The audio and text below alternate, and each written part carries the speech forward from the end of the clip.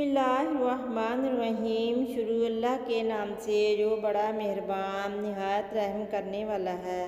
السلام علیکم ناظرین۔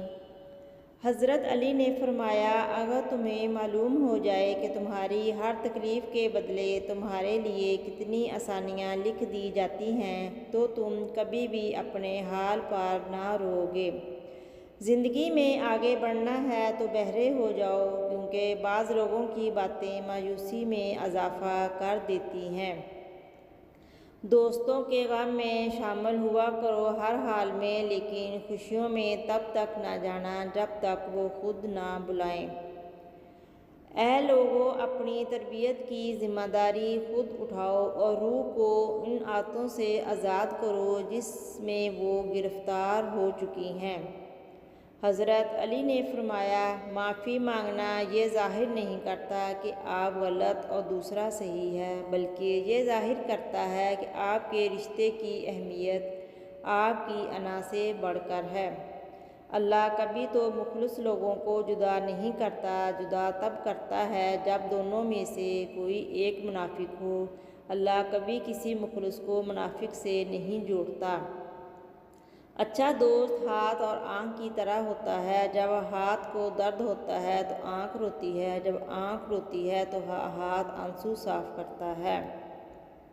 انسان کا اپنے دشمن سے انتقام کا سب سے اچھا طریقہ یہ ہے کہ وہ اپنی خوبیوں میں اضافہ کرے۔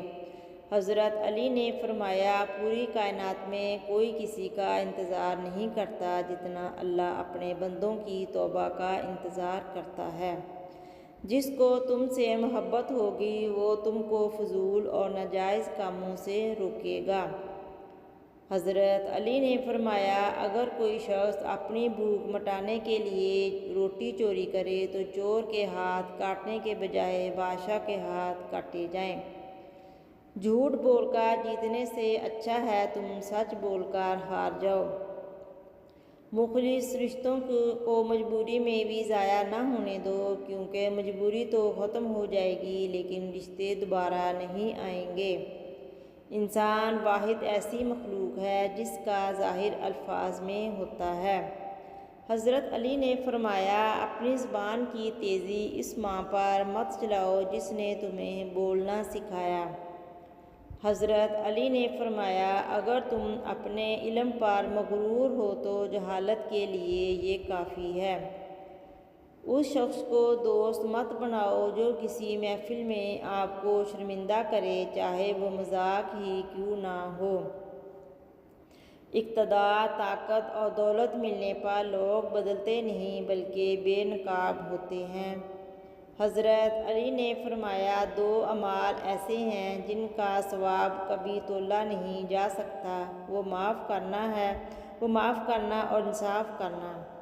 اگر محبت ان سے نہ ملے جن سے آپ پیار کرتے ہو تو پھر محبت ان کو ضرور دینا کہ آپ سے پیار کرتے ہیں۔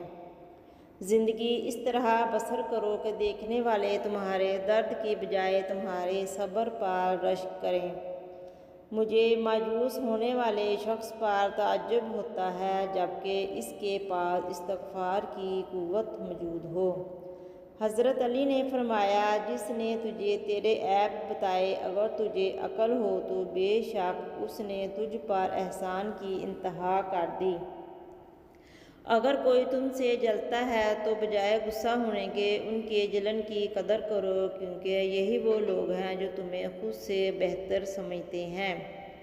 کسی کی خاموشی کو اس کا تکبر مت سمجھو، کیا پتہ وہ خود اپنی ہی ذات سے جنگ لڑ رہا ہو۔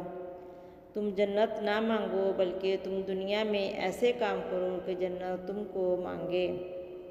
وقت اور دولت تو ایسی چیزیں ہیں جو انسان کے اختیار میں نہیں، وقت انسان کو مجبور اور دولت مغرور بنا دیتی ہے۔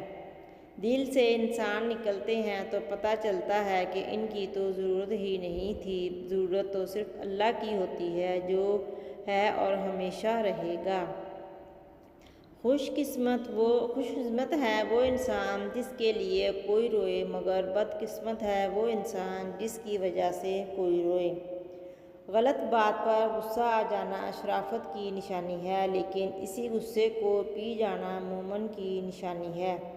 ناظرین، ویڈیو دیکھنے کا بہت شکریہ۔ اگر آپ کو ویڈیو پسند آئی ہے تو ویڈیو کو لائک، کامنٹ، اپنے دوستوں کے ساتھ بھی شیئر کریں۔ چینل کو ضرور سبسکرائب کر دیں تاکہ ہماری تمام ویڈیوز کا نوٹیفیکیشن آپ کو ملتا رہے۔